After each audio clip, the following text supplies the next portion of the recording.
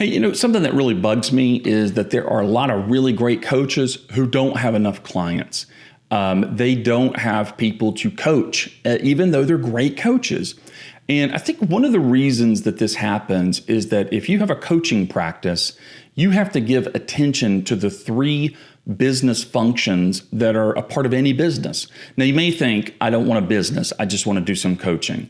Newsflash, if you want to do some coaching, you have a coaching business. It doesn't matter if you are a solo practitioner or if you just want to coach 3 or 4 hours a week just to maybe make a little side money, or even if you want to do coaching as a ministry, just out of the goodness of your heart, or if you want to have a standalone practice, it's your full-time job. It doesn't matter kind of the scale of coaching you're going to do.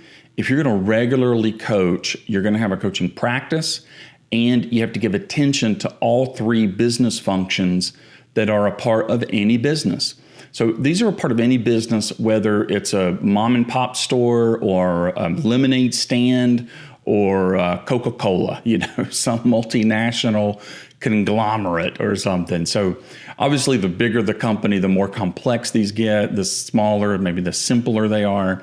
But it helps to understand the three basic business functions so you can give appropriate attention to each of the three. So what are they? The first business function is sales and marketing. There's some way you get business. And so this is often called the front office. So kind of the front office is, how you bring people into the business and client acquisition, all that kind of stuff. Lots of different ways of doing that. They're going to look very different, whether you're, again, Coca-Cola or you got a lemonade stand. But there's some way you get business. And then there's operations. Operations is where you actually do business. So if you're a manufacturer, it's where you're creating the goods. If you're a service company, it's where you're providing the service. Of course, as coaches, we're providing a service. So we have to be good at operations. And then the third business function is the sort of admin, finance. It's more the support function. The back office function is what we often think of it as. And it's where all the details, the administrative, the invoicing, the accounting, all of that kind of stuff's going on. And, a lot of us think of it as the boring stuff, but it's incredibly necessary. Well, so here's what happens for coaches. Coaches focus, and maybe rightly so, way big time on operations. You don't call it that, but that's what we do.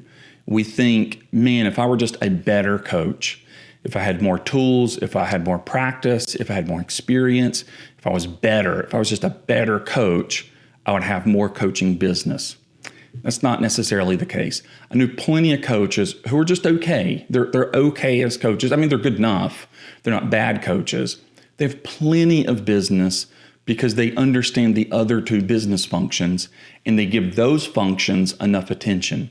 So here's a rule of thumb. If you're going to be a full-time coach, you're going to probably be coaching no more than 20 hours a week, because for the 20 hours of actually delivering coaching services, you're going to be spending the other 20 hours on the other two functions. Again, it's a broad brushstroke kind of rule of thumb, but just be ready. If you want to have a full-time coaching business, you are not going to be spending all your time coaching. You're going to be spending at least half your time getting clients and doing the administrative functions to support the coaching. What I have found is that the administrative part that supports the coaching, the back office stuff, doesn't take as much time as the front office marketing. And that's okay. Most of us coaches don't really like that stuff anyway. But I'll tell you, if you ignore the back office stuff, you are going to suffer. That stuff's going to grow. It's going to become a dragon that's going to eat you alive. So you just have to have some systems. You have to have systems for invoicing, for scheduling, for keeping track of clients, for following up. Again, it's not super complicated, but you just need it. You need a bank account, those sorts of things. On the front office side, some client or some coaches struggle with that because they think, I don't want to be out there selling myself. That feels fake. I didn't get into this to become a salesperson. Well, newsflash, if you don't sell the coaching, nobody's going to get it. And so you don't want to keep your coaching a secret. You don't want to keep what God has gifted you with and what you have invested in yourself to do. You don't want to keep it hidden. You don't want to keep it, out of sight, not really affecting lives. You want to get out there and help introduce people to the life-changing relationship that they could have with you as their coach. And so it's not about you. It's really about your client.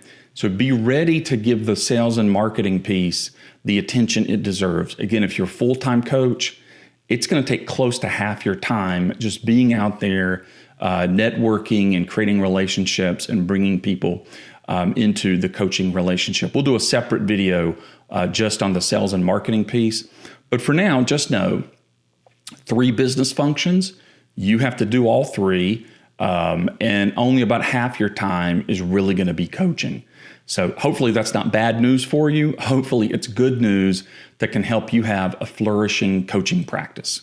Be sure and subscribe so you don't miss any of our great content.